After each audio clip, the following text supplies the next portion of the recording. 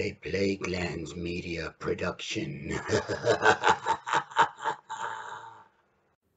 Hey everyone, this is Hugh from Plaguelands Media, bringing you another RPG review today. Now, it's no secret that Dragonlance was really one of my very first forays into fantasy literature.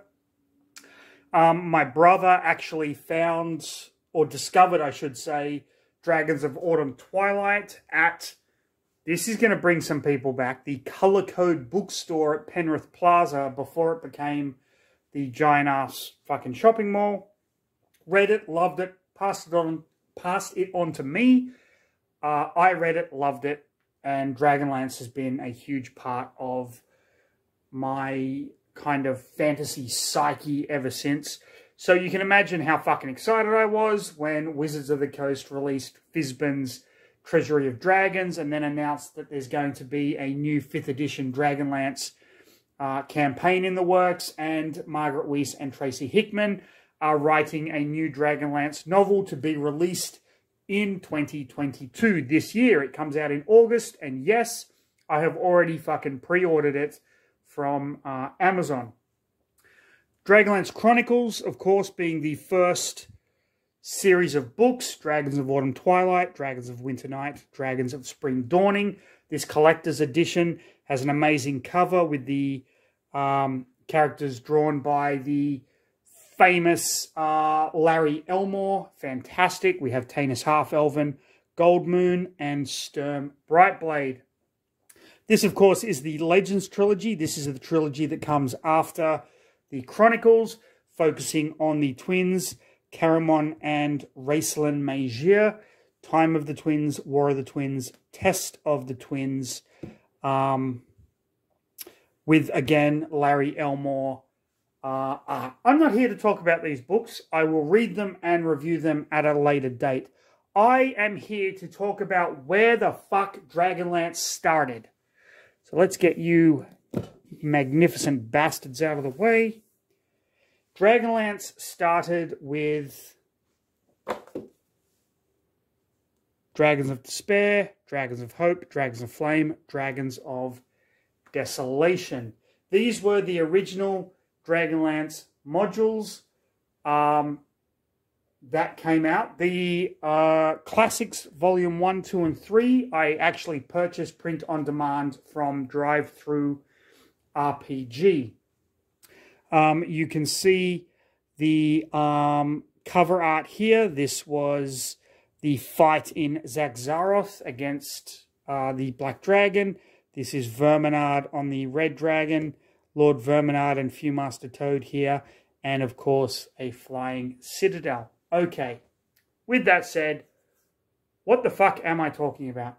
These are basically the adventures that you play through as the characters from Dragonlance Chronicles. So they were designed for you to have pre-generated characters. You can choose from the pre-generated characters, and as you kind of go through, Canonical Dragon, yeah,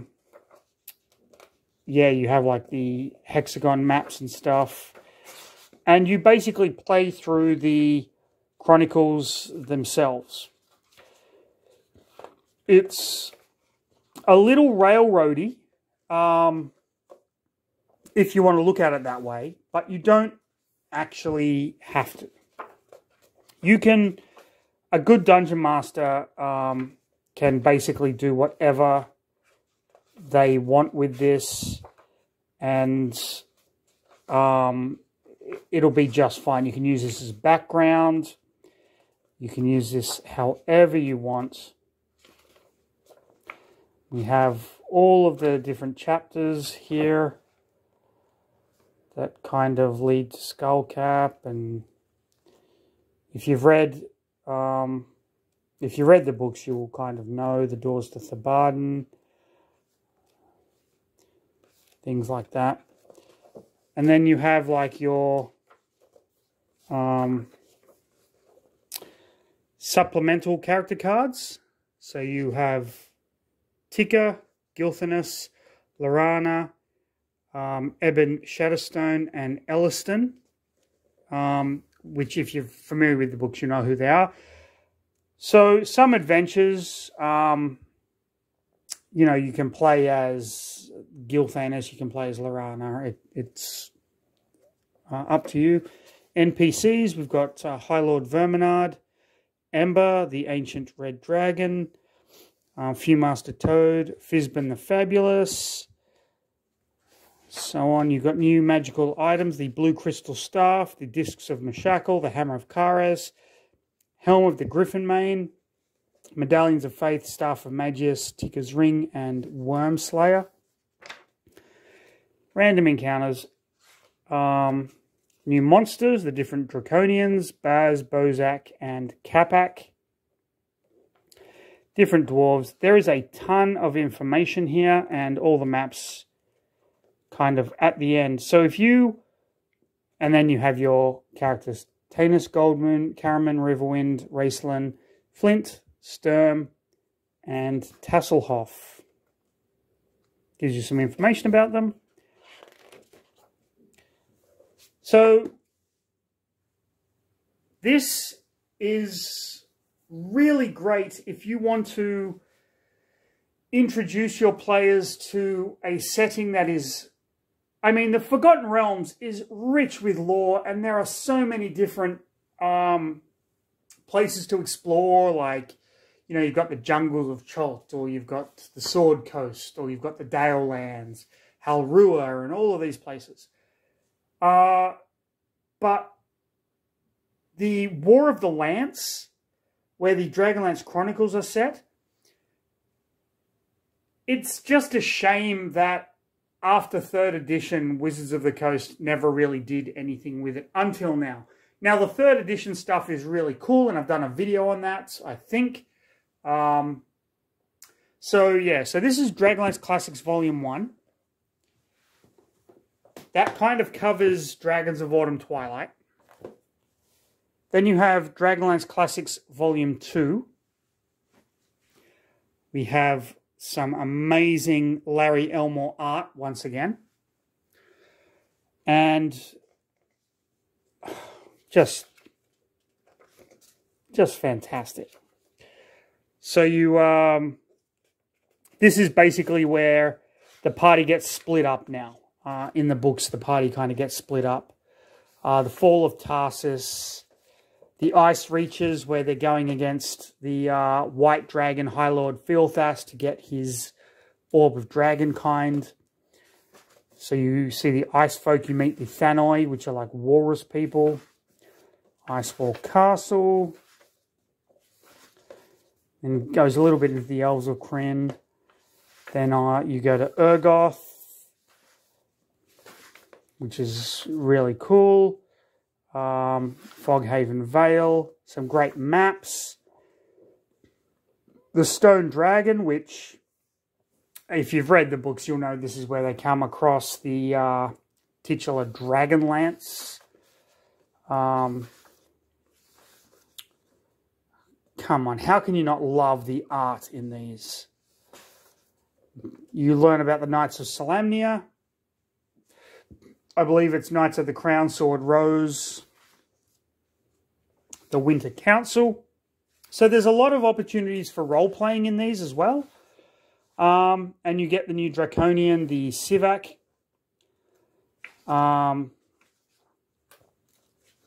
Lots of encounters that you can kind of throw in there. I love these. Like, you can actually play this music. Like, this is actual legitimate music that you can play. Silver Messenger, the Dragon Tombs, Sanction. Now, a lot of the nostalgia for me comes from the old TSR video games, Champions of Krynn, Death Knights of Krynn, Dark Queen of Krynn. Honestly, if you haven't played these early kind of role-playing games, the graphics were not much to look at, but they came with like journals that you would unlock and read journal entries.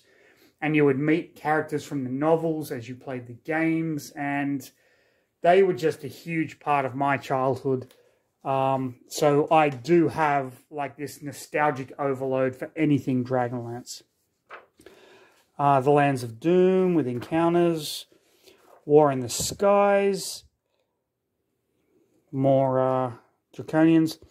Now, I had the second edition Dungeons & Dragons Dragonlance Folio, and this creature, the Fetch, was fucking terrifying to me. This is a creature that kind of lives in a mirror and tries to drag you into the mirror with it. And here you've got the stats. This is back when they had Thaco. The Thaco of this creature is 11. So to hit someone with an armor class of 0, you would need to roll an 11 or higher. If they had an armor class of, say, 10, you would subtract 10 from that. So they only needed to roll like a 1 or higher Thaco to hit armor class 0. Really cool rule. It's changed now, but, you know, it's just a good way to shadow people. This is bringing back so many memories, just going through this. And the NPCs, Copper Dragon, Fizbin again. The interesting thing is, as you play through these, the characters that you've met actually get more powerful, which is really cool. And you have your kind of dream cards. This also introduces the Kaganesti, which are the Wild Elves. There was initially Sylvanesti and Qualinesti. The Elven race was all one, and then they kind of split off, but then you get the Wild Elves in this as well. And then the battle system was a way of just doing mass combat if you kind of wanted to. So we get kind of more characters, and then you get these kind of how the Dragonlance fits on the saddle. So you can have like aerial combat, creation of the world, all that kind of stuff. This kind of loosely follows Dragons of Winter Night, the second book in the Chronicles trilogy. And then we have Dragonlance Classics Volume 3, Dragons of Despair, Dragons of Faith, Dragons of Truth, Dragons of Triumph, with, in my personal opinion, some of the best art out there. We have Lorak and Cyan Bloodbane. Here, this picture as a kid fucking terrified me. My brother had the art of Dragonlance. We have Caramon, Raceland, and I believe that's Eben. Lorana shackled with Tarkesis, the five-headed dragon god. If you're familiar with Dungeons and Dragons, Tarkesis is basically an avatar of Tiamat. They are pretty much one and the same. And then you have the Maelstrom with the blood in the Blood Sea, and the city of Istar kind of being sucked down. And this one starts with the characters going to Sylvanesti and taking part in Lorak, who's the king of Sylvanesti. He's been corrupted by the Dragon Orb, and it's kind of changing the land, so it's called the Bleeding Forest. And so you have to kind of get out of that. And then there's the prophecy, Flotsam. They go down to Istar, rescued by the Sea Elves there. And this covers basically Dragons of Spring Dawning. They end up going to Naraka and trying to stop the plans of Tarkesis in Naraka, which is getting the Green Gemstone Man to open the portal to allow Tarkesis to enter our realm. So, all in all, very, very old school. Very, very old school books, the way they're written, the way they're set up. However, absolutely fucking phenomenal. I would immensely love to run these at some point. I don't think I would pigeonhole my players into playing specific characters from the novels. I think I would let them kind of play whatever they want, but there are some caveats. I mean, the old gods are apparently dead, so there are no clerics, not until Gold Moon and her blue crystal staff eventually find the discs of Meshakal in Zakzaroth.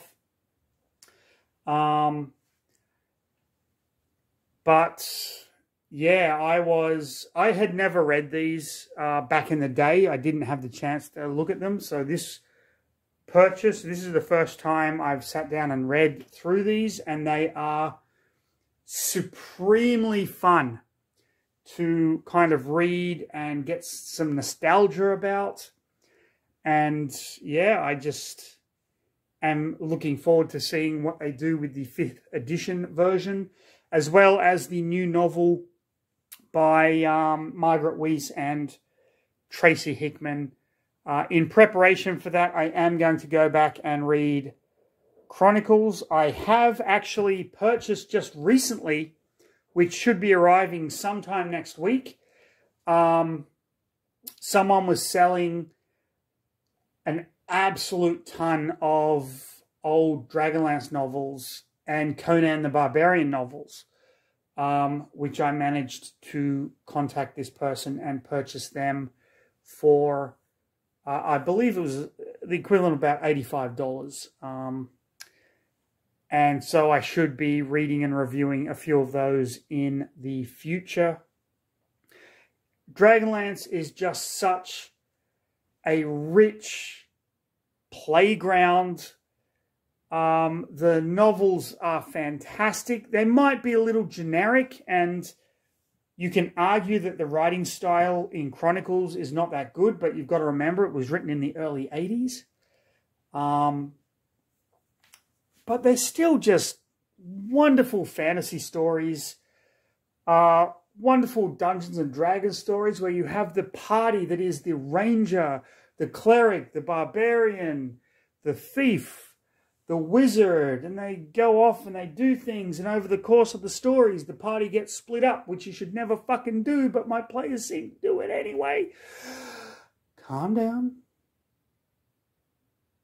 And then they come back together and they're all better people for it. And then in the second trilogy, the Legends Trilogy, it's Chronicles,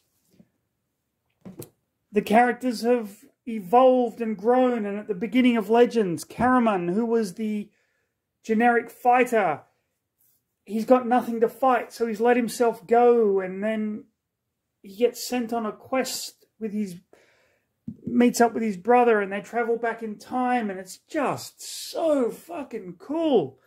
And I'm not going to make this a read a fucking book people segment, but honestly, read these fucking books. I'm telling you, they're amazing. Chronicles, Legends. The story continues in the second generation, which deals with the children of the main characters. Then you get Dragons of Summer Flame, which I have somewhere, which is kind of like the continuation of the character's story, Dragons of Summer Flame. And then you have the War of Souls trilogy, which continues it even further. But start with this, go on to this, even read this, because this is a great novel as well. I'm going to leave it here because I've Dragonlanced the fuck out of this video. Like, subscribe, leave a comment. But most importantly, stay safe. And I'll see you in the next one.